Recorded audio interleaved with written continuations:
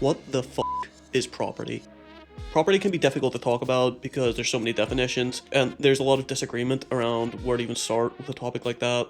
But one of the most famous accounts is John Locke's from the 1600s in the two treatises of government he wrote, which became a foundational text for liberalism and a lot of Western ideas around what property is. And Locke starts from the ground level by saying that you and everyone else owns their own body and hands, while natural resources around us are common property to everyone according to God.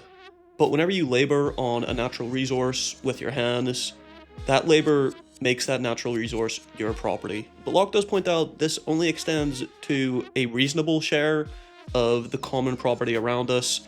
So you can't just go around with your hands, destroying shit and spoiling the stuff around you unnecessarily or unreasonably.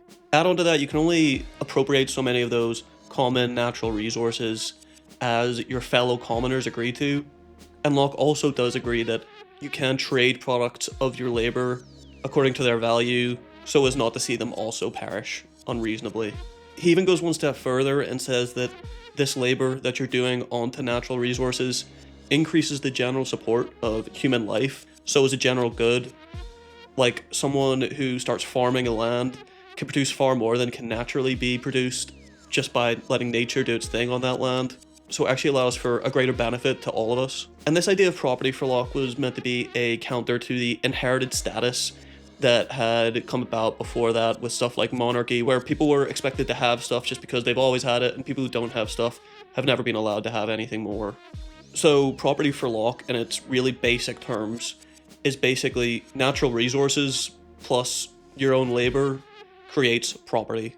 As you can expect with philosophy written so long ago, Locke's explanation and account does have some issues. Like, part of his argument is based on this kind of half historical, half thought experiment about how property develops naturally and how government develops naturally, which wasn't necessarily historically supported, at least with what we know now. He also makes some relatively weird arguments around Native Americans and Native people. And while generally being against slavery, obviously believing that every person should have the ownership of their own body, he does also make a slightly weird argument within this text that if you do something, let's say, very unjust, you are allowed to lose the property over your own body in the case of, let's say, unjust warfare, where therefore slavery becomes allowed. This definition remains an important basis on which a lot of our modern conceptions of property within the West have kind of developed around.